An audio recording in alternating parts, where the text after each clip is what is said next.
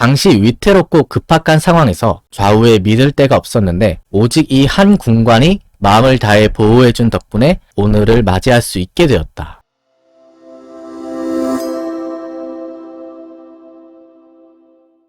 우리가 예전 정조극장에서 지금 세손인 정조를 정우경과 홍인안이 끊임없이 위협했다는 내용을 살펴보고 있는데요. 이렇게 정조를 흔드는 쪽에 사람들이 있었는가 하면은 또 이렇게 정조가 어려울 때 정조의 곁에서 정조를 보좌하고 여러 방면에서 지원해줬던 사람들도 있었습니다. 바로 이번 화에서 살펴볼 홍구경과 정민씨인데요. 사실 이 두 사람은 정조의 선생님들이에요. 세손의 교육을 맡은 선생님을 군관이라고 하는데 이 두 사람 모두 정조의 군관들이었습니다. 그 정적들 역시 이 두 사람을 가장 경계를 했었습니다. 정조가 그 11월 3일 일기에서 이렇게 밝히고 있어요. 흉도들이 말하기를 이 두 군관, 그러니까 홍구경과 정민씨죠. 이 두 군관이 궐에 들어오면 반드시 세손과 주고받는 이야기가 있다라고 하였다. 그러니까 그 정적들 역시 이 두 사람을 특별히 주시하고 경계를 하고 있었던 겁니다. 이 두 사람이 정조 즉위에 엄청난 공로를 세우는데요. 나중에 정조가 왕이 되고 나서 지은 책인 명의록을 보면은 이 두 사람에 대해서 이렇게 평가하고 있습니다. 당시 나라가 불행하여 변란이 외척들에게서 나오고 재앙이 궁궐 내에서 빚어지고 있었다. 다행히 두 군관이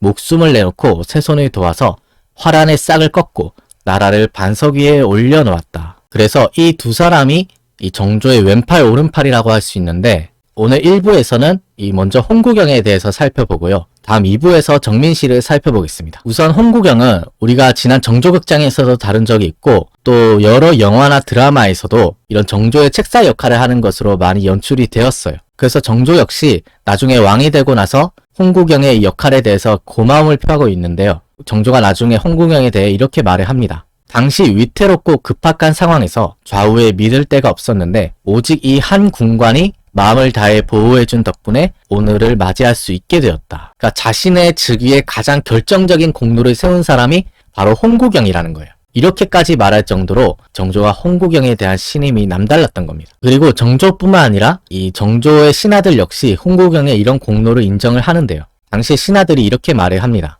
전하께서 의지한 이 한 군관은 역적들의 기세가 맹렬하고 나라가 위태로운 지경일 때 충심으로 전하의 몸을 지키고 보호했으니 그 공은 한 손으로 하늘을 떠받쳤다고 평가할 만하다. 그 무너지려고 하는 하늘을 이렇게 한 손으로 떠받쳤다고 할 정도로 이런 홍구경의 이 독보적인 공로를 이 신하들도 인정을 하고 있는 겁니다. 그럼 여기서 궁금한 것이 이 홍구경은 구체적으로 정조에게 어떤 도움을 들어줬던 걸까요? 그 정조가 일기에서 자신이 홍구경에게 도움받았던 사례로 들고 있는 재밌는 예가 있는데요.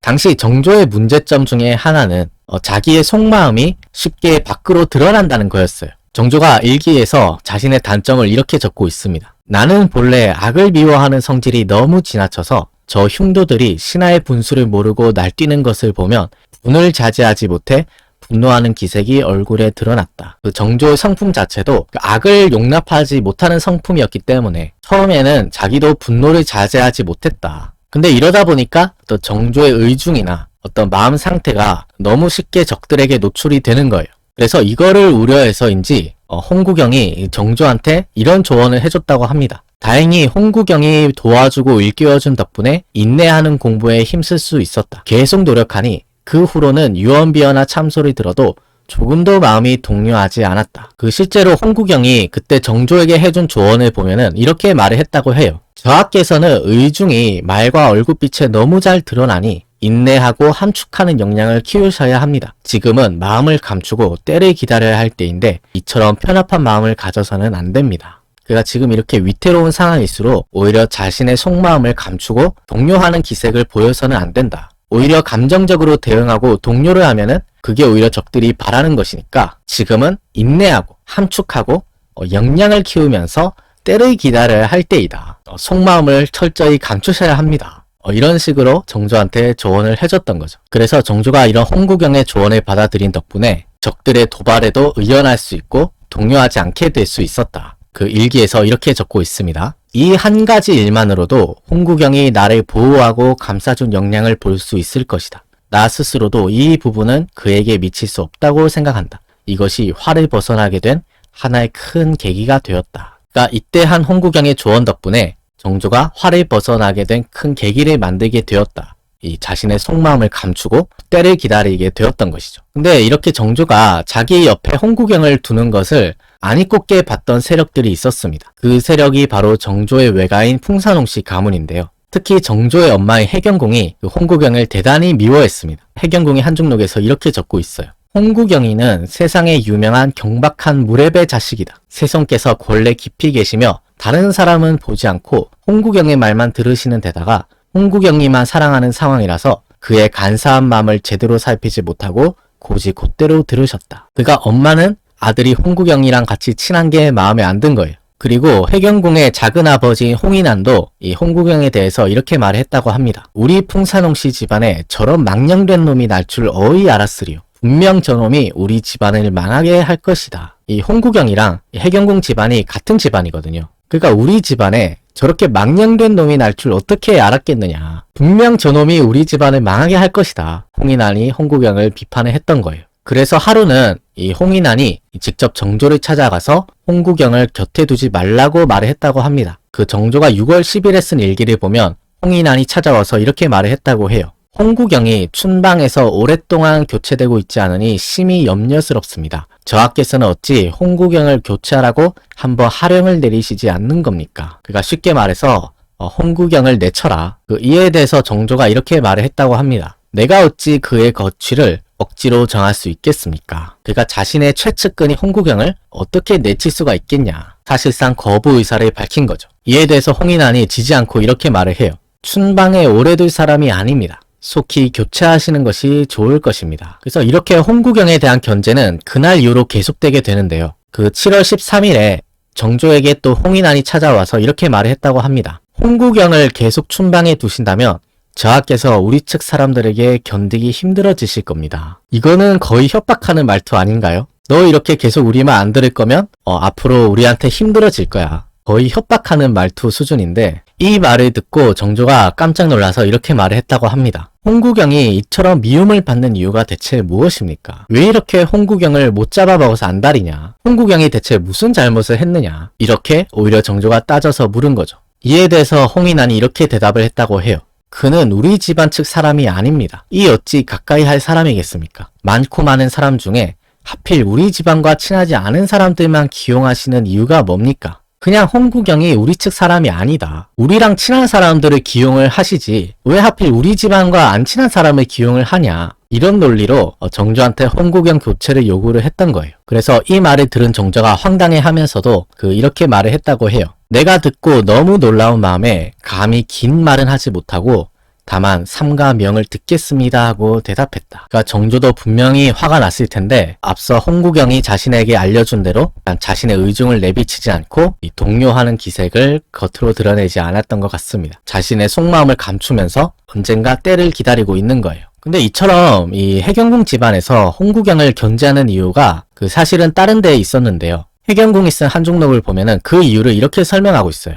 홍구경이는 원한이 있거나 혹 자기를 나무라는 이가 있으면 아무 근거도 없이 헐뜯고 세손에게 가서 그 사람이 세손을 비방했다고 아뢰었다. 그러니까 정조는 홍구경을 충신해야 생각할지 몰라도 해경궁이 보기에 홍구경은 이 정조의 총애를 팔아서 이 자신의 사적 이익을 도모하는 간신이라는 거예요. 그러면서 해경궁이 또 이렇게 말을 합니다. 작은아버지 홍인환께서 홍구경을 두어 번 야단치신 적이 있는데 구경이가 제 털끝 하나만 건드려도 죽이려고 달려드는 성품이니 이로 인해 독을 품음이 오죽하리요. 지금 홍구경이 홍인환에 대해서 사적 원한이 있는데 그 사적 원한을 풀기 위해서 세손을 부추기고 있다. 홍구경이 세손을 부추겨서 자신의 작은아버지 홍인환을 죽이려 하고 있다. 해경궁은 이렇게 판단을 하고 있었던 거예요. 그러면서 해경궁은 자신들의 집안이 홍구경을 견제하거나 홍구경을 제거하려고 하지 않았다고 주장을 합니다. 한중록에서 이렇게 적고 있어요. 작은아버지 홍인환의 죄명이 세손의 오른팔을 쳐내려고 했다는 것인데 여기 그렇지 않음을 보여주는 분명한 증거가 한 가지 있다. 그러니까 아까 정조의 일기에서 보면은 홍인환이 홍구경을 쳐내려고 하는 것 같았는데 사실은 그렇지가 않다. 해경궁이 말하고 있는 이 분명한 증거가 무엇인지 한번 살펴보도록 하겠습니다. 해경궁이 말하고 있는 분명한 증거는 1775년 10월에 있었던 일인데요. 당시에 제주도에서 큰 기근이 들었어요. 그래서 이때 영조가 누구를 제주도에 보내려고 하냐면 바로 세손의 측근인 홍구경을 보내려고 합니다. 그래서 홍구경을 특별 어사로 임명해서 이 제주도의 기근을 감독하는 일을 맡기려고 해요. 근데 당시에 정조가 홀로 위태로운 상황이었기 때문에 지금 홍구경이 자리를 비우는 것은 위험하다고 판단을 한 거예요. 그래서 당시 세손인 정조가 자신의 작은 외할아버지인 홍인환을 찾아가서 홍구경을 제주도에 보내지 말도록 전하께 말씀 좀 해달라. 홍구경 대신에 좀 다른 사람을 보내게 해달라. 이렇게 부탁을 했다고 합니다. 그래서 세손의 부탁을 들은 홍인환이 바로 영조한테 가서 홍구경은 춘방에 오래 몸담은 자이니 다른 사람을 대신해서 보내는 게 좋겠습니다 라고 건의를 해서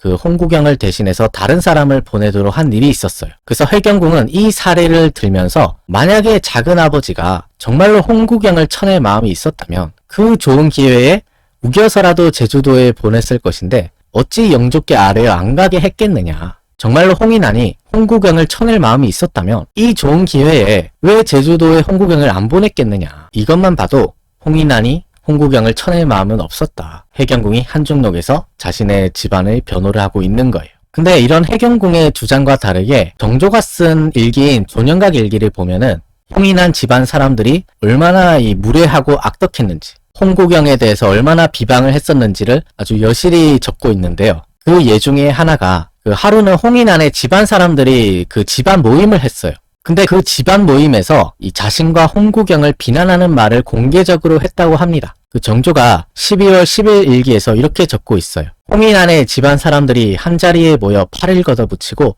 큰 소리를 지르며 말하기를 세손이 홍구경과 모의하여 우리를 죽이려고 하니 우리가 세손에게 무슨 잘못을 했단 말인가. 그가 지금 홍인환 집안 사람들은 세손이 홍구경이랑 같이 우리 집안을 죽이려고 하고 있다. 우리가 대체 세손에게 뭘 잘못했길래 세손이 우리를 자꾸 죽이려고 하냐. 이런 식으로 큰 소리를 지르면서 너도 나도 할 거 없이 불만을 터뜨렸다고 해요.